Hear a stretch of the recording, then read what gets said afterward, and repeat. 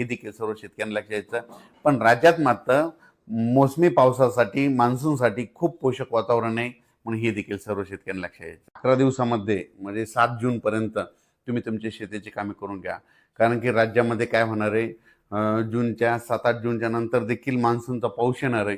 पण त्या अगोदरच काय होणार आहे की तुम्हाला एक सांगू इच्छितो की 31 मे पासून राज्यामध्ये काय होणार आहे, 31 मे पासून ते 6-7 जूनपर्यंत म्हणजे महाराष्ट्रामध्ये पूर्व विदर्भ, पश्चिम विदर्भ, दक्षिण महाराष्ट्र, उत्तर महाराष्ट्र, कोकणपट्टी, खानदेश, मराठवाडा या विभागामध्ये काय होणार आहे, 31 मे पासून ते 5-6 जूनपर्यंत दररोज वेगवेगळ्या भागात चांगला जोराचा पाऊस पडणार आहे.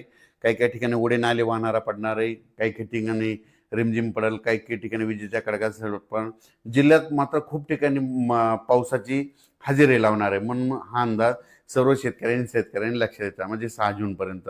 त्याच्यानंतर काय होणार आहे, 7-8 जूनच्या नंतर परत मोसमी पाऊस येणार आहे, म्हणजे 8-7-8च्या नंतर मान्सूनचा पाऊस येणार आहे. मग हे पाऊस पडल्यानंतर आणि ते पाऊस आल्याच्या नंतर मग ज्यांच्या शेतामध्ये एकच जर उगवण झाली तर तुम्ही तुमचा पेरणीचा निर्णय घेऊ शकता.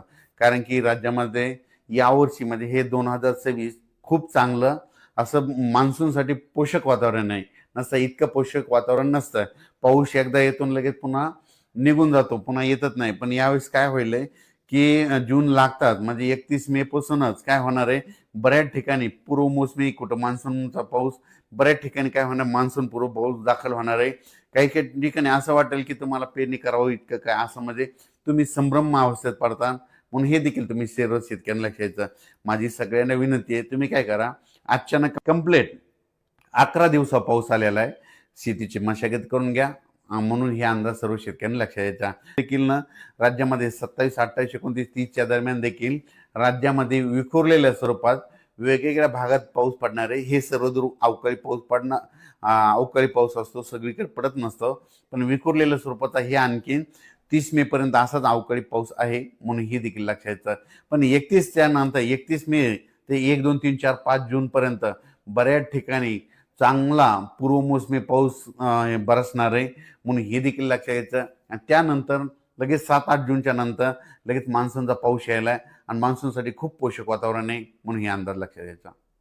तसेच पण परिस्थिती अशी आहे की तुम्हाला सांगू इच्छितो, 31 मेच्या अगोदर कधी पडलेला पाऊस ते अवकाळी गृहीत धरायचा आणि 1 जूनच्या नंतर कधी तो मान्सूनचा पाऊस असतो. म्हणून हे कंपल्सरी म्हणजे सर्व शेतकऱ्यांनी ही गोष्ट लक्षात द्यायची. 1 जून नंतर पडलेला मान्सूनचाच पाऊस असतो, पण काय झालं हल्ली तज्ज्ञ त्याला अवकाळी स्वरूपात समजतात, म्हणून हे देखील तुम्हाला सांगू इच्छितो. जे पुढं आलेलं जे बाष्प आहे म्हणजे मान्सून निघतात, तर एखाद्या वेळेस तुम्हाला सांगतो की संपूर्ण पाऊस एखाद्या सगळीकडे दाखल होत नसतंय, पण काही काही बाष्प असतात, जे आबाष्प असतं ते पुढं येतं, कोणत्या शॉर्टकट मार्गाने येतं, त्याच्यामुळे ते पडतंय. पण त्याला लोक काय म्हणतात, अवकाळी म्हणतात. पण तुम्हाला सांगतो 1 जून नंतर पडलेला कधी पाऊस हे मान्सूनचा गृहीत धरायचा, म्हणून हे देखील सर्व शेतकऱ्यांना लक्षात द्यायचं. 31 मेच्या अगोदरचा संपूर्ण पाऊस अवकाळी स्वरूपाचा गृहीत कधी पण धरायचा.